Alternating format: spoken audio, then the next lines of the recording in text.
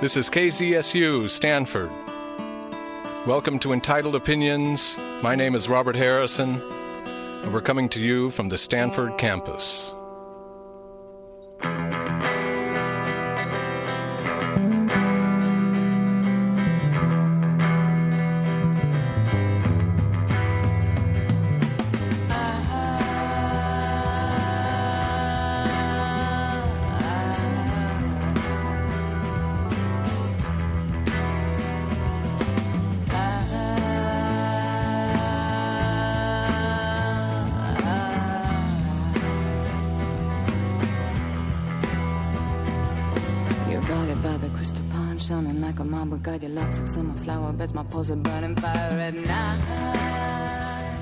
Let's remember that the full title of this radio program is Entitled Opinions about Life and Literature.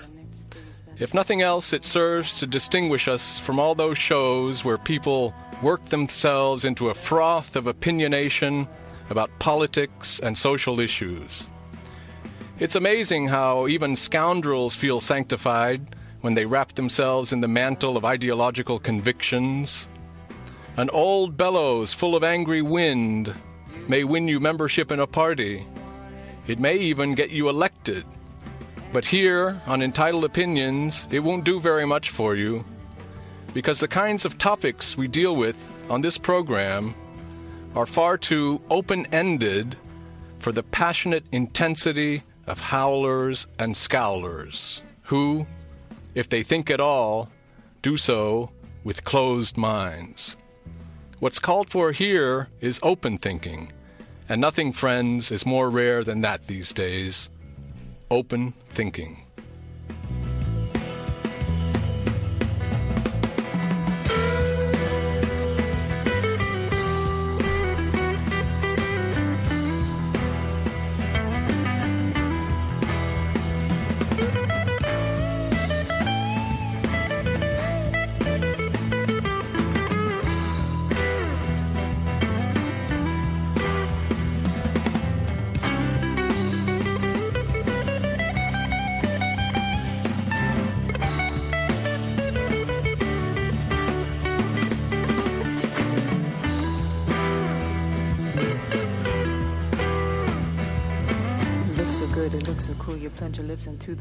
Speaking of thinking, we have a show for you today about an author who, in my view, is exceptionally thought-provoking among contemporary novelists. I say exceptionally thought-provoking because, from what I can tell, there aren't that many novelists writing these days who feel that they must not only recount, describe, entertain, and move, but also think. To think in ways that only novels can think. Even the most highbrow contemporary novels tend to be thoughtless these days. The age of the thoughtless novel. But we're not here to squabble about that, or to howl about it, or to diagnose it. We're here to talk about one of the exceptions. I mean the Chilean author Roberto Bolaño, who died in 2003 at the age of 50. Now let me qualify that statement somewhat. For when I say Roberto Bolaño, what I really mean is the author of the novella By Night in Chile, which is the only book of his I've had occasion to read so far. I read the novella thanks to the guest who joins me in the studio today, Héctor Hoyos, who is a professor of Latin American literature here at Stanford and who has just finished a book manuscript about Bolaño. When I queried Héctor a year ago about Bolaño, he recommended that I read By Night in Chile. I did so, and I found it to be a remarkable work of fiction, remarkable for many reasons, the most important of which is that everything in its first-person narrative makes you wonder, makes you question, makes you ponder. Those are the kinds of novels that appeal to me the most, ones you feel you have to start over after you've finished, since you don't know what to make of them. Novels that think beyond conventions and standard expectations. By Night in Chile is definitely one of those. It's a book that thinks in all manner of modes, through concepts, but also through figures, landscapes, images, emplotment, and the constant interplay between the spoken and the unspoken, the latent and the manifest, the act of telling, and the act of showing. In sum, it contains an open invitation to thinking or an invitation to open thinking, and I'm looking forward to talking about this book as well as its author with my guest today. Héctor, welcome to the program. Thank you for having me, Robert. Roberto Bolaño is one of the most in writers today.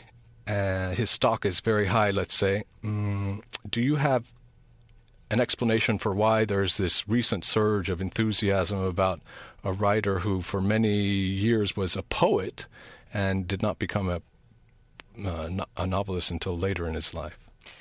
Well, I can tell you there was quite a bit of uneasiness among Spanish-speaking readers when Bolaño suddenly became a sensation pretty much overnight in the U.S. and, in pretty much the rest of the world. And the sense of uneasiness had to do with the fact that Bolaño was no discovery for Latin Americans. He had been around for years. And we were reading him in the 90s, and then he became a sensation in the U.S. in the 2000s. So, I mean, that's, I guess, where I'll be coming from, that sense of uneasiness. And I can tell you what a colleague of mine who teaches at CUNY in New York wrote about the situation. I think she really nailed it. She says that Bolaño offers a comfortable choice for U.S. readers, offering both the pleasures of the savage and the privileges of the civilized. And that's a bit of a harsh statement, but I think there's some reason to that. Why do you think that's a harsh statement rather than, a grand compliment to him? Well, I think he has been usefully misread. He has been narrowed down, and that accounts for part of his success.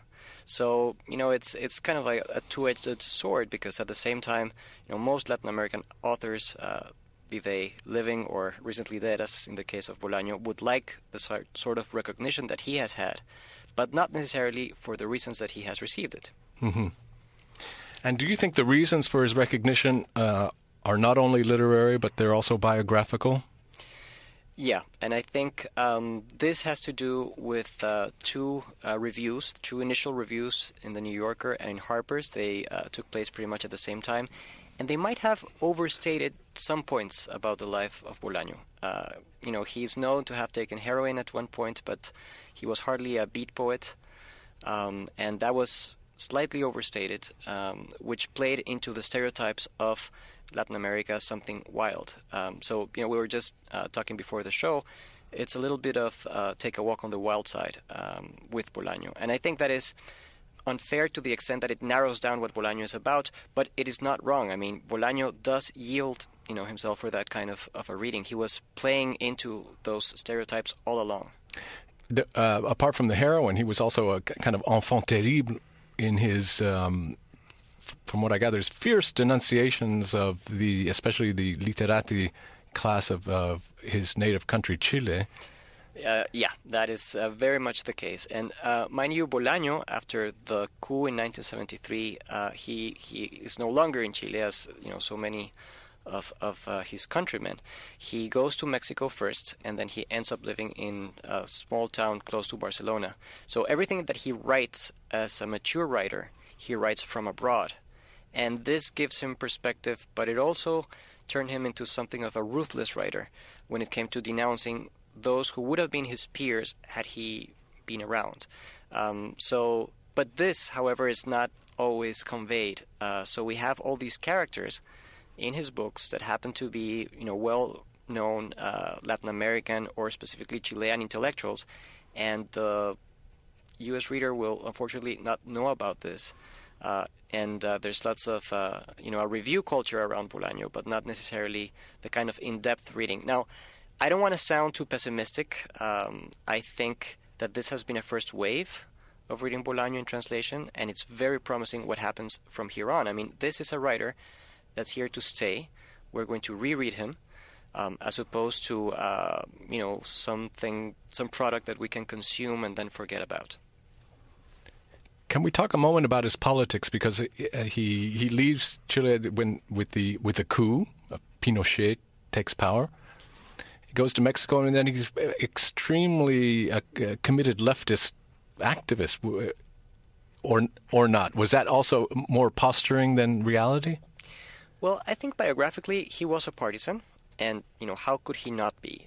He was imprisoned at the age of 20 for being a student in the humanities and thrown into jail with lots of people, many of whom were tortured, although he wasn't. So yes, he was a passionate leftist throughout his life, but this does not make his writing a straightforward partisan kind of writing. Yeah, and I have to say that what really surprised me about By Night in Chile is my expectation that it was going to have a very identifiable, discernible political agenda associated with the leftist Latin American, and I was in for a big surprise. Not that it was the opposite, but it's much more dark and opaque and impenetrable, as far as I can tell, what the politics, if there is a politics of the narrative is. But we'll get into that in a moment. I'm curious why he does not go back to Chile after after Pinochet is no longer in power. He goes back once he is a published writer, very briefly, and he attends a dinner party, a famous dinner party at the Amelia El Tit's house. The Amelia El Tit is a huge Chilean writer, and she is part of what is now the leftist establishment, if that is not a contradiction in terms, in Chile. And apparently Bolaño behaves very badly at this dinner party, and he actually writes about this. I understand that the account he gives of this dinner party will be published in English soon, so we'll be hearing more about that. But he returns to Spain. I mean, his life is in Spain. His wife is Spanish. Interestingly, a brief biographical note on Bolaño. His son is named Lautaro. The son he has with a Spanish woman, right? And Lautaro is the name of one of the Mapuche indigenous leaders that offered resistance to the Spanish. So, I mean, is this political, naming the son you have with a Spanish woman as a Chilean, right? Lautaro, yes. But mind you, it's also very comical. It's funny. It's witty. That's the kind of thing that this existing person has to bear with, from his father who died. Mm-hmm. He also spent some time in France, I believe. Yeah. He traveled quite a bit after he joined the local poetry scene in Mexico. That was, really his, quote unquote beat moment, or something that we can assimilate to what the beatniks in the Bay Area were. He just sat around traveling, and this is something that you can see in his novels. His most popular work, The Savage Detectives, is about wandering poets, poets that travel and they see the world both through their travels and through poetry. I really liked, Robert, what you said a while back about open thinking and thoughtful writing. A text like The Savage Detectives, for instance, can be seen as a straightforward adventure novel about these poets who travel, and that's the end to the story. Or you can start to appreciate how this configurates a certain vision of the world, and this is no grand language here. It's really what's going on. And also, for the sake of readers who may not associate Bolaño with thinkers at large, when one think of what Hegel understood the task of philosophy was, and he uses this image.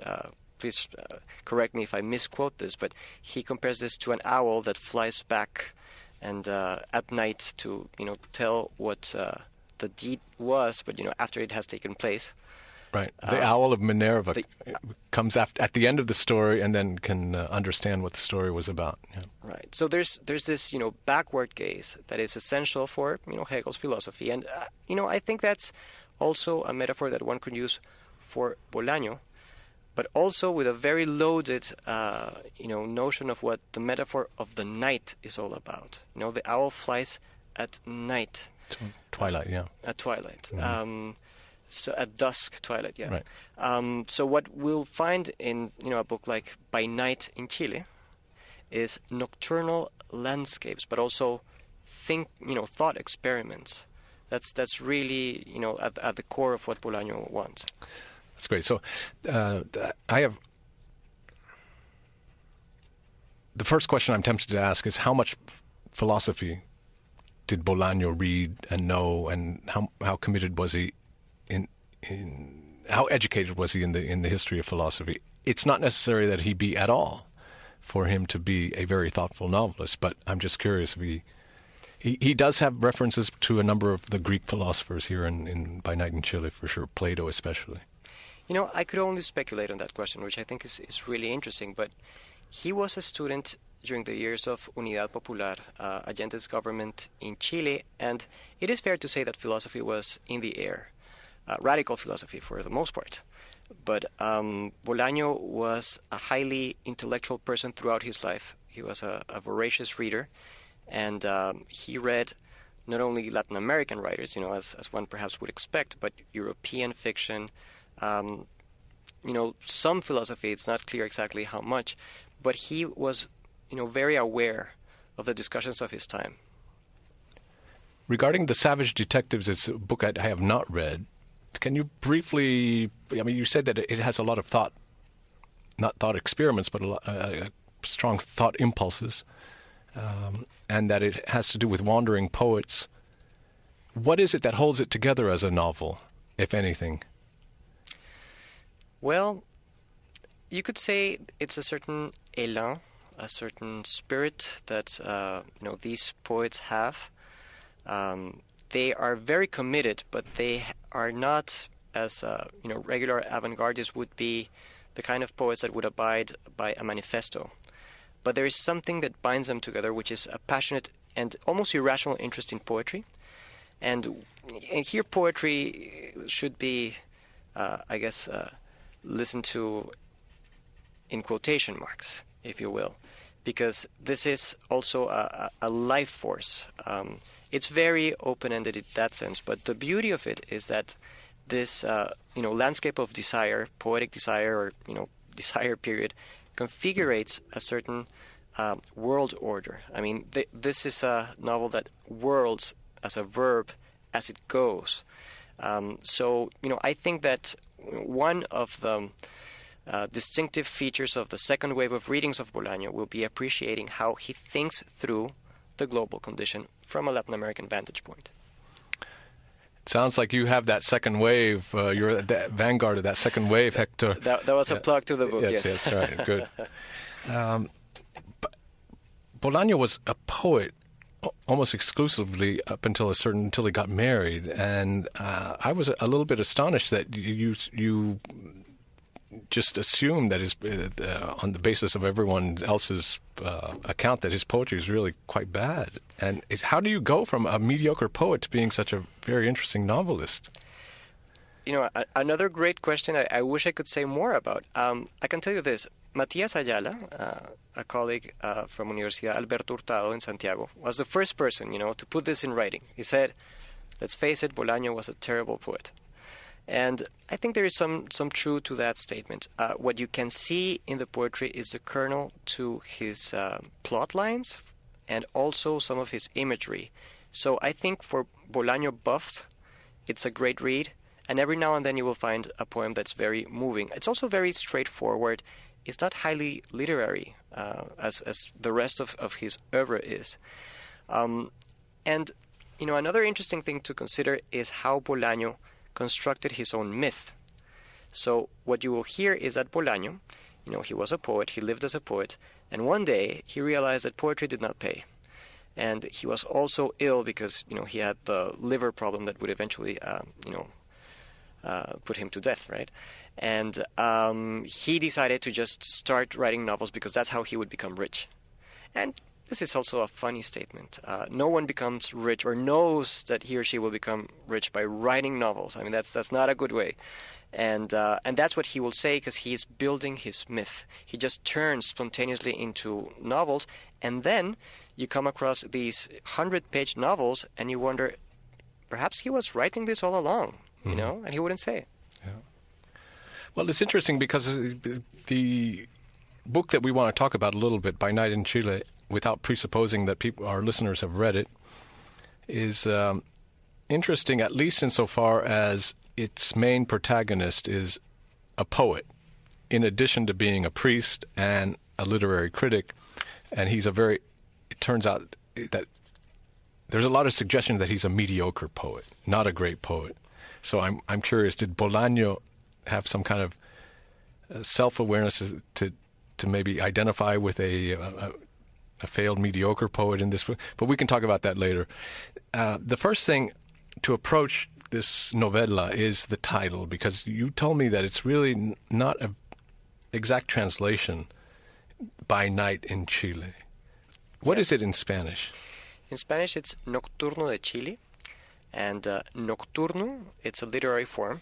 There are famous... the Nocturnes, yes. The Nocturnes, yep. And also, a very famous literary form in the Latin American tradition. There's Neruda, for one, wrote Nocturnos. José Asunción Silva wrote Nocturnos.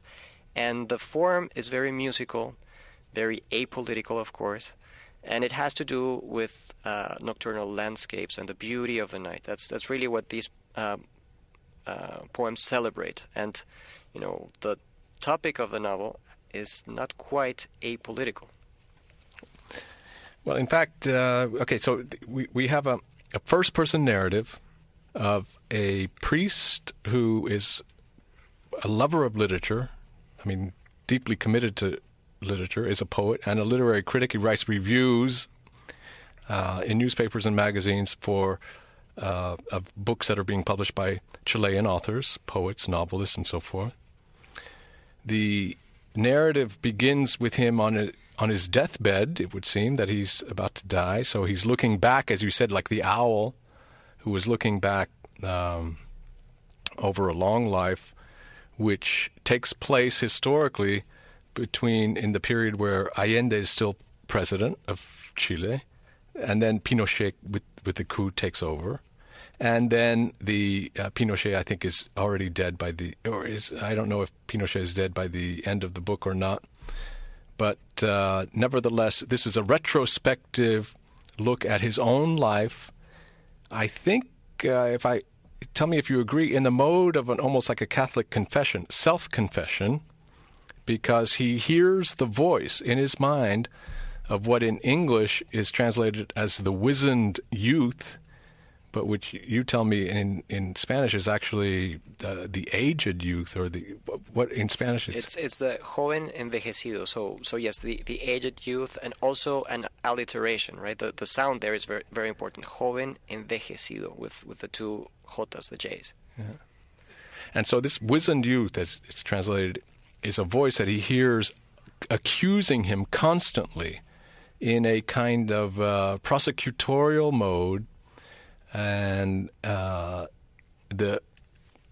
priest, Sebastian, I'm going to call him, his name is Sebastian Urrutia Lacroix, also known as Father Ibacache. What is it? Ibacache, yes. Ibacache.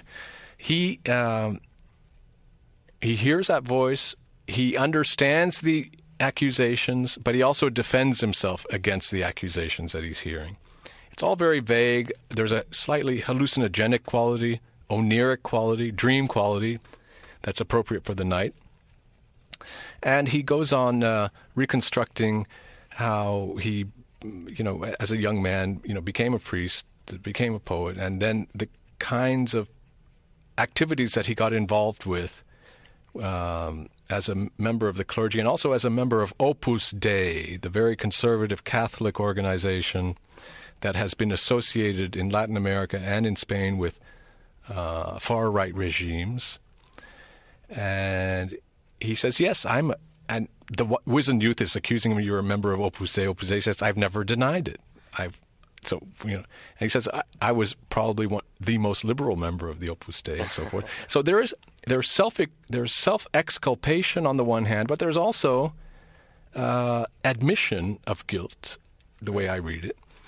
And we can go through the various episodes. It's really almost like one whole long paragraph, the entire novella, no? So what astonished me when I read it is the way in which it was very difficult for me to get a handle on whether the narrator is just one of those literati, Chilean literatis that Bolaño in his real life was always denouncing, who is in bad faith or mauvaise foi trying to excuse himself for being either apolitical in a moment of Chile's history where you should have chosen sides, or for actually having, even despite himself, collaborated with the Pinochet regime and the Opus Dei tactics, and that he's concealing the extent of his involvement from the reader, but leaving clues for it. How do you see that? Well, I think an important element is silence. In this novel strikes you as noise when you first open its pages, because you have 150 pages of one paragraph. So every time you open this book, you're going to see letters and letters and letters and letters without interruption. And then there is a second paragraph that's only one sentence in the end. That's like the end of a poem. So what is silence for a confessor? What are the gaps of a confession? The space of the confessionary, and that which is not said even at the moment of an open confession. Yes. This is something that really interests Bolaño, and he will relate this. He will over-determine the problem of silence and relate it to that of light and darkness.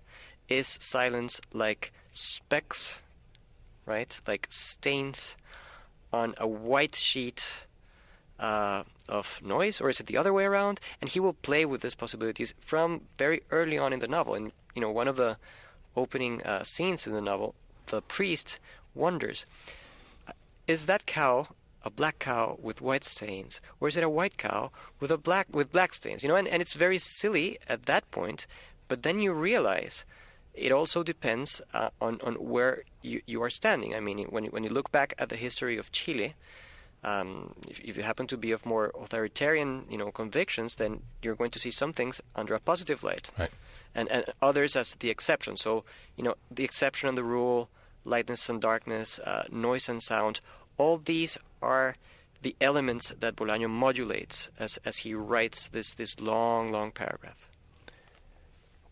Do you believe that if we map out these pockets of silence in the narrative, that they contain clues to actions that Sebastian committed that he is not telling us about, and that we can reconstruct the fact that he was more of a son of a bitch than he is showing himself to be in what is manifest in his words? Yeah, I think so. And even though Bolaño rescues a certain moral high ground on the part of this character, he's, for the most part, I would say, a villain to Bolaño. I mean, Bolaño is making the effort of writing about someone he despises, yet he recognizes. And let me tell you a bit of the actual literati that Bolaño is alluding to. The protagonist, as you said, Robert, is called Sebastian Urrutia Lacroix, and this may be a coincidence or it may not be, but there is an Opus Dei priest who is also a poet, and he's alive, in Chile, named José Miguel Ibáñez Langlois. So you have Urrutia Lacroix and Ibáñez Langlois. So it seems this is a roman à clé, and he's pointing the direction of someone like Ibáñez Langlois, who has written about events like the fall of the Berlin Wall in a very, very celebratory mood. And I don't know, I mean, I guess Bolaño's politics were really on the opposite end of the spectrum of someone like Ibáñez Langlois. Now, Ibáñez Langlois, Urrutia Lacroix, I guess that's why the novel is meant to be that confusing. Urrutia Lacroix has a mentor in the novel, and the mentor's nom de plume, his nickname, his writer's nickname, is Farewell. And Farewell is the name, in English, of a famous poem by Neruda, a communist poet. And there was also an existing literary critic that was very influential, whose nickname was Alone. in English again. So it sounds a lot, or a little bit like Farewell. Bolaño is really peppering the entire narrative with these kinds of keys, meant perhaps for the Chilean reader, but also meant for readers. I am not Chilean myself, and for readers who want to use this novel as a starting point to dig into the literary history of Latin America or of Chile, and also into its sometimes troubled relations to power. The problems I have with this roman à clé thing is that it tempts one to find correlates in the real world for the characters. And the way I've read this novella is that it's all about the incongruity when it comes to the relationship of literature with life or with politics, and that the reason I find it difficult to be persuaded that Sebastian Neruda is based on this Opus Dei priest is because he has a very refined literary sensibility. He seems to speak with enough conviction that I have to believe that Bolaño put a lot of himself and a lot of his own literary sensibilities and aesthetic prejudices or aesthetic commitments into the voice of this narrator. Yeah. I think that is true. I mean, that is fair to say, but it doesn't exclude the roman à clé entirely. Bolaño was an aestheticist. I mean, he was someone that really thought that style mattered, that writing well mattered, unlike other people who shared his politics, who would say, don't get language get on the way. We need to convey a message, and we want to do this straightforwardly. So just don't mess with language, right? And this was definitely not Bolaño's aesthetic creed. So I grant you, there is some of Bolaño in this character. Now, what happens, and that's really interesting, is if any American writer, right, were to, write a novel where you have a character named Corman Naylor, you immediately think of Norman Mailer and wonder, what's going on. But, this is lost in translation, and I think that's very interesting. Who is Bolaño and who is he writing for? And he's certainly not writing specifically for, Chileans. I mean, this is a very Chilean novel, but The Savage Detectives is set, for the most part, in Mexico. It's written in Mexican Spanish, and anyone who's been to Mexico City will recognize the city that Bolaño portrays there. So, he's really hard to pin down. Right. Well, here are some things that I'll throw out at you to trouble the identification of the priest with a conservative Opus Dei. The Farewell, who, if he's based on this alone character, is the person who is one of the premier literary critics in Chile, but he adores, as does Sebastian Neruda. In fact, at the beginning of the novel, we have a nocturne scene where Sebastian goes to Farewell's house. It's the first time he's been to the house of the elder literary critic. Then they will continue to have a long relationship. And Neruda is there. And there is a scene where Neruda is speaking to the moon, and Sebastian stands behind him, and then Farewell comes to stand behind him. It's almost like a figure. Well, there's a whole sodomy implication in the relationship between Farewell and Sebastian, but there's also a suggestion of a certain kind of genealogy, of succession of generations. However, Neruda is a big hero. Sebastian loves Neruda, thinks that he's the real thing, even though he was a lifelong communist. No. Yeah. It's actually what that scene is. I would say it's a beautiful homoerotic scene, and it's also it has a lot to do with guilt, because clearly the protagonist is a priest, so he disavows this erotism. And let us perhaps read a passage from the scene that you just mentioned. The moon stood out clearly against a cloudless sky. My cassock fluttered in the wind. Boldly I advanced toward the place where the shadowy figure had hidden. There he was, next to Farewell's equestrian fantasy. His back was turned. He was wearing a velvet jacket and a scarf and a narrow-brimmed hat tipped back on his head, and he was softly intoning words that can only have been meant for the moon. I froze in a posture like that of the statue, with my left foot off the ground. It was Neruda. I don't know what happened next. There was Neruda, and there, a few meters behind him, was I, and, between us, the night, the moon, the equestrian statue, Chilean plants, Chilean wood, the obscure dignity of our land. I bet the wizened youth had no stories like this to tell. Yeah. So, that's a beautiful moment. He's looking back in his life. He was there with Neruda, but, the wizened youth was there naggingly, reminding him of something, but we just don't know what that something is at this very moment. So that's one of those moments of silence that you're referring to, no? Right. And a moment of great beauty. And later on, when the young priest assumes the functions of the elder literary critic, he will say, I read everyone. I read, the poets in the right, the poets in the left. And he, his position is, there is a space for literature above all disputes. And he suffers trying to upkeep that space. And at some points, even against his best intentions, he cannot upkeep it. Yeah.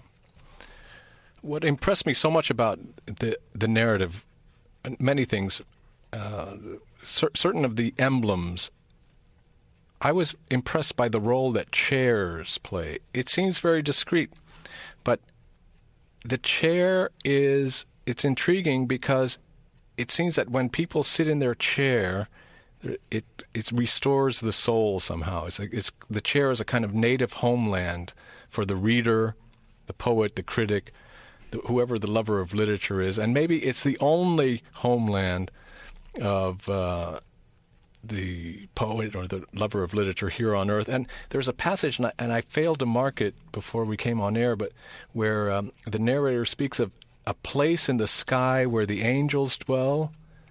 And it's the only place where it's possible for man to live, he says, but which is also impossible to live in. And still, it's the only place for us to live in its impossibility. And it would seem that the chair is the lieutenant of this place or no place, and that which to me is associated with the place of literature. Where is literature is in the world, but it's not of the world, perhaps. Right. And there's a way in which even the most leftist poets crave a review from Sebastian, not because he's a great reviewer, but because they need some place where their literature may be contained, stored, recognized. And I had a strong sense reading the book that there's this tragic sense that it's almost impossible to create a lasting literary tradition of Chilean literature. And Sebastian is someone that has hordes of poets and writers asking of a word from him. If I can read you, well, maybe I'll read it later. There's this one story that's told by Farewell to Sebastian about the shoemaker in the Austro-Hungarian Empire. This is a kind of amazing little thing that's kind of a digression for about 5 pages. This shoemaker who makes a fortune by making the very best boots and shoes of the empire. And once he has enough money, he gets an audience with the emperor and proposes that he would like to create a hill for the heroes of the world, and especially of the empire. And he knows exactly what hill he wants, and he wants some funding, and they will make monuments, and there will be a place where they will be remembered forever. And the emperor agrees to it and then forgets all about the shoemaker, and the shoemaker commits all his wealth to making this hill. And it turns out that he's forgotten about it. He doesn't get the state funding. And when the Russians come in to the country and they want to know what that hill is, they're told, let me see if I can find the passage, that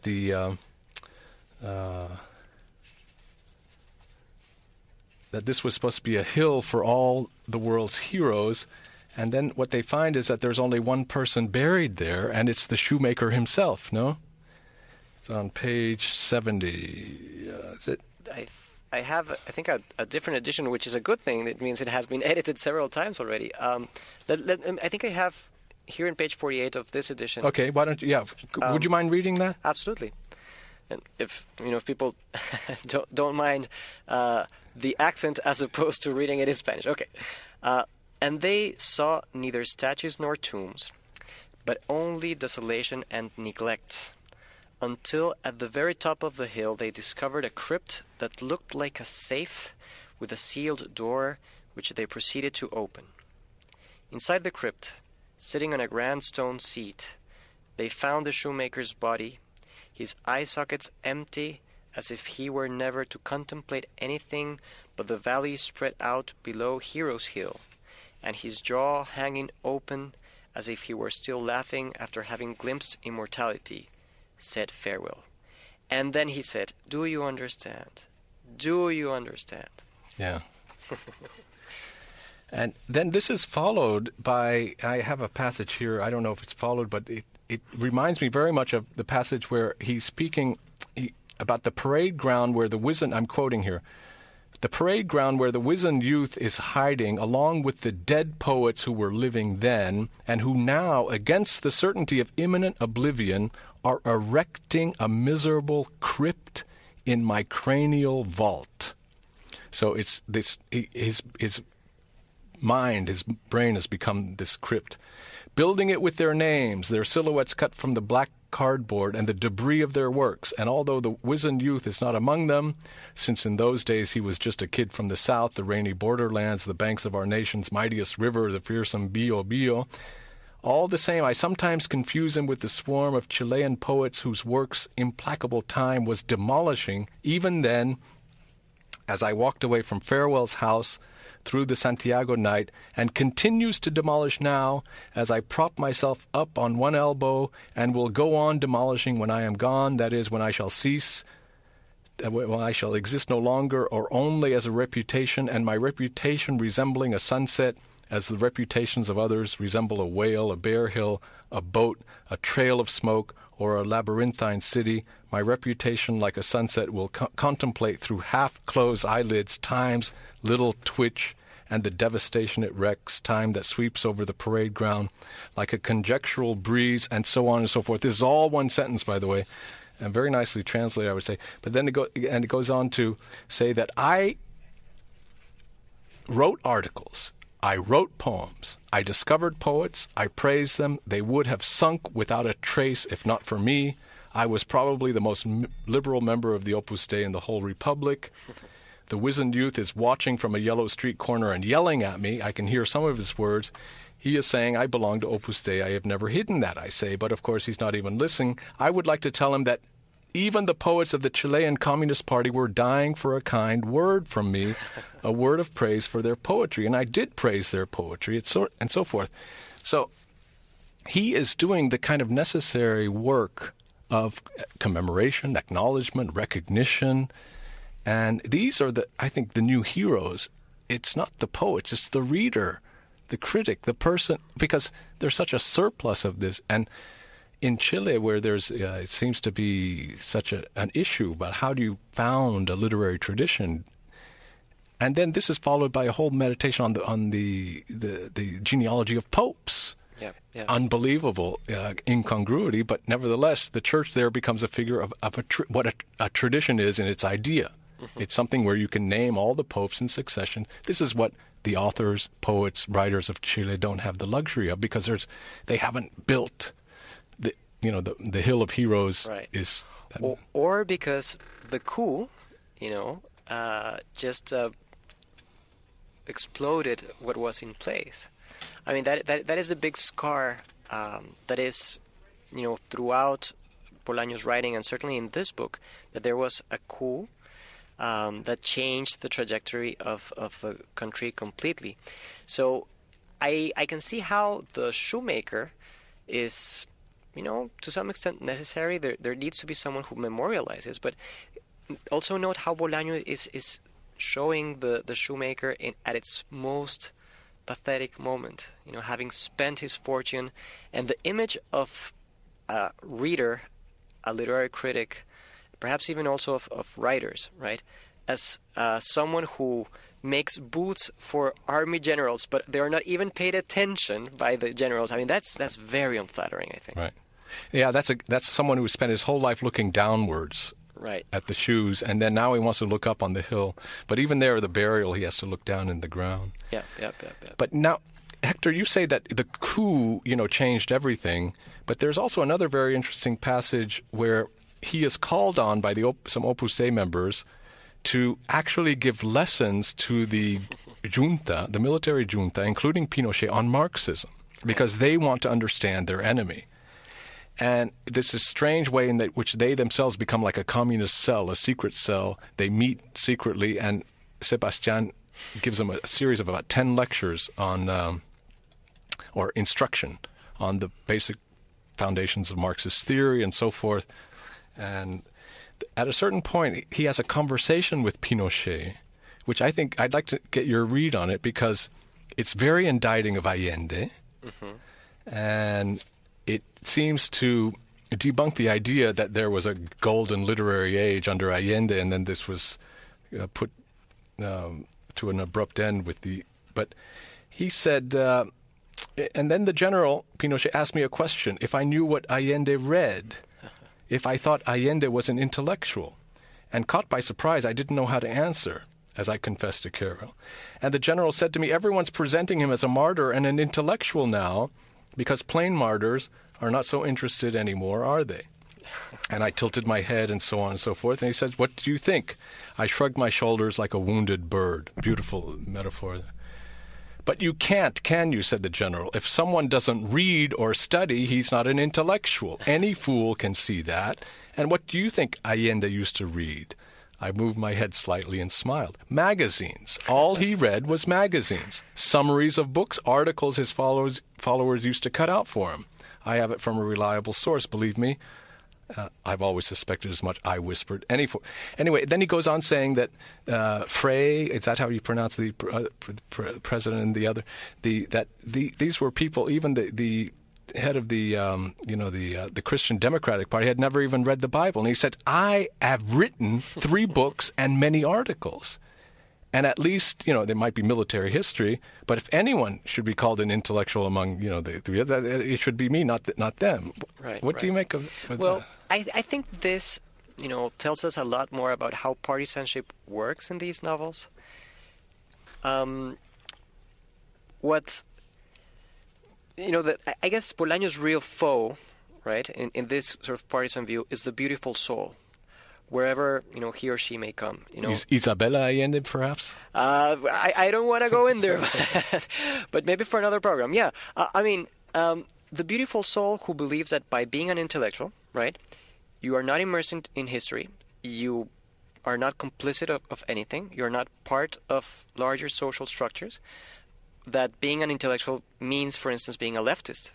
That there is a certain instantiation of the beautiful soul where the very thought of intellectuality in the right is almost an oxymoron, and this is what Bolaño is playing with.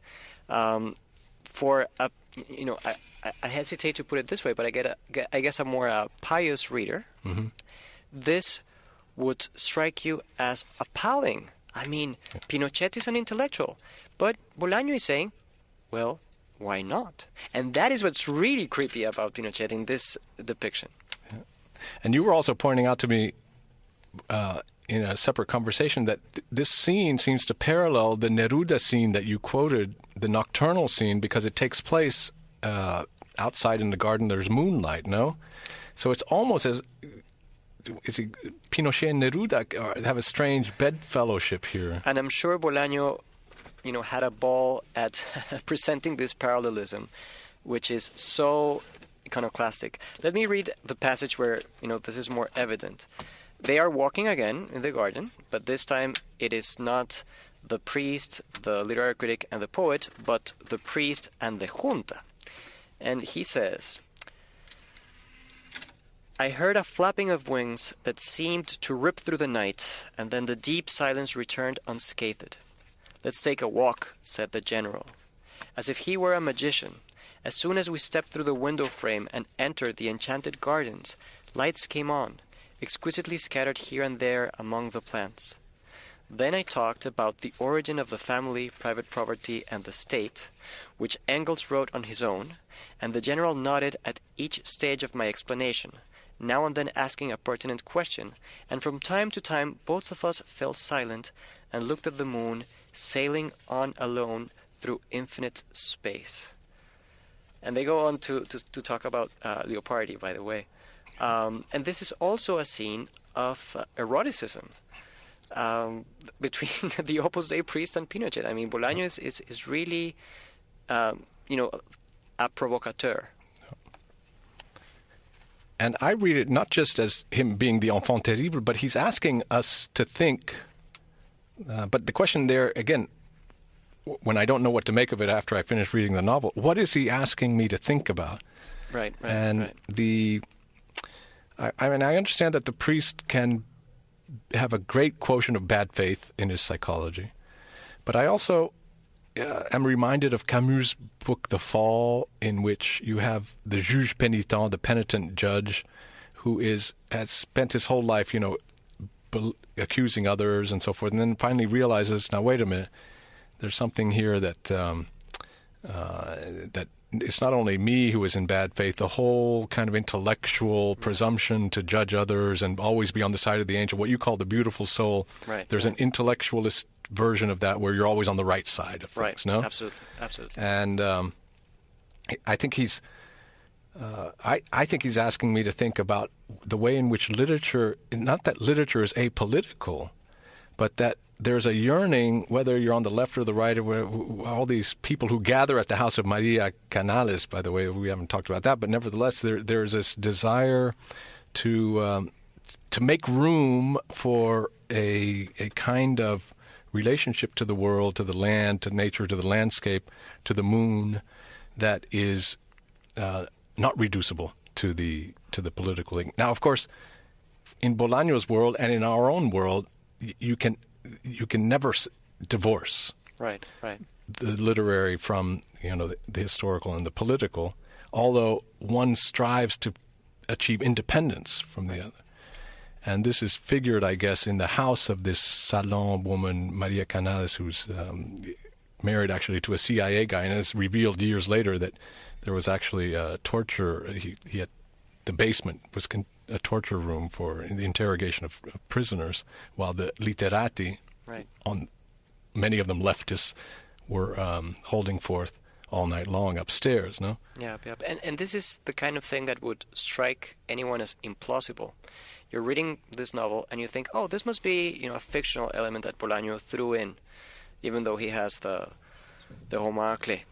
But it turns out this is historical, and he will do this over and over again. He has another book which I recommend just as much as I recommend this one, Nazi Literature in the Americas, in Spanish, Literatura Nazi en América, so he means the whole continent, not just the U.S., where he will have a Nazi science fiction writer writing some completely implausible plotlines, alongside with a story such as the following. There is a Colombian who goes to Spain, and he ends up joining a force of volunteers that fight for the Nazi army in the Second World War. And you read this and you laugh out loud. I mean, how come there's this Colombian young man who is a volunteer for the Nazi army? This has to be so far-fetched. And it is not that far-fetched, because as I'm sure many of our listeners know, there was a blue division, la División Azul, of volunteers, Spanish volunteers under Franco, right, who actually fought for the Wehrmacht. They went there. And at the same time, there was a group of international brigadists who joined in the cause of the Republic. So Bolaño is, trying to fuse these two phenomena, these two historical phenomena, and make you wonder, I mean, what of this is plausible? But not only within the space of fiction, but within your own understanding of history. What is the moment when you're going to say, oh no, this just could have never happened, as in, for instance, the case of the, thousands of disappearances in Chile or in the Southern Cone, more broadly. And what is the moment when you're going to come to terms with, okay, this happened, and this tells me about how people have been carrying out politics in the real world. Yeah, and since our time is running out on us, unfortunately, we wanted to talk also about what happens after Bolaño, but maybe we can do that in another show, Hector. The idea of the owl of Minerva, Hegel's bird of philosophy, which is looking back at the twilight of a history or a story. I know you believe that Bolaño, certainly in this book, is looking back to a period of the Chilean past, which is over by the time he's writing this, basically, because it's something that took place in the 70s, 80s perhaps. But that now it's a completely different situation, and so he, in a certain sense, is the owl coming at the end of the day of this particular moment in the history. And I gather that you believe that there's actually life after Bolaño in Chilean as well as Latin American literature. No? So, on the two points you make there, these events happened yesterday. Pinochet was arrested in London in the late 90s, even though the human rights violations occurred in the 70s. So, this really stretched over time. And then beyond Bolaño, and actually the book I mentioned earlier is partly on Bolaño, but mostly about other authors from Latin America, almost all now available in translation, that think, about the global in different ways, not with the kind of literary resources that Bolaño uses. And, just to mention a few names for the sake of readers out there, I think César Aira is, by far, and many people would agree, the most important and creative Latin American writer alive. Aira is A-I-R-I? A-I-R-I, yes. And he has also been translated by New Directions. They have available an episode in the life of the landscape painter, and I think Phantasms, and there are several. How I Became a Nun? How I Became a Nun, yes, very, very true. Then there is also Mario Velatin, who is, he was born in Mexico, lived most of his life in Peru, and then came back to Mexico, so he's, a pan-Latin American writer at this point. And one of his books actually came out through City Lights, our very own San Francisco-based City Lights. It's called Beauty Parlor, Salón de Belleza in Spanish, or Beauty at Salón. I'm not sure how they translated that. You have someone like Yamela El Tit, on the opposite end aesthetically of Bolaño in Chile, but very, very interesting. Some of her works has been translated. Someone like Fernando Vallejo from Colombia. His most renowned work in English is Our Lady of the Assassins, also a great read. And, when you look at this bigger picture of beyond Bolaño, my take is they are thinking about the global condition. That's, I guess, my reading. But, beyond this, what you see is the vibrancy of, a literary milieu where literature still matters, where literature is not derivative, where people, can pick a fight over literature because it matters, that much. And I think that you don't get that in the U.S., where literature is to a great extent and unfortunately a highly institutionalized affair. And all, us readers here in the U.S., right, we have a certain credential. And there are hierarchies and there is a church of knowledge which has many advantages, but also some disadvantages. And I think there's a lot of, fresh literature being produced in Latin America all the time that we should be paying more attention to. And these writers that you've mentioned, are they also as concerned about the political as the earlier generation or not? By contrast, no. The Cuban Revolution happened in 1959, and that was really a partisan moment. And it's not like we're post-partisan, but the political spectrum is a lot more broad today than it was 30 years ago. Well, Hector, I look forward to doing another show with you about the after Bolaño crowd of Latin American writers. I think that would be a really fascinating show to do, so I hope to have you on very shortly in the future. Thank you very much. Thanks for coming on. I want to remind you we've been speaking with Héctor Hoyos from the Department of Iberian and Latin American Cultures here at Stanford. I'm Robert Harrison for Entitled Opinions. Please tune in next week. Bye-bye.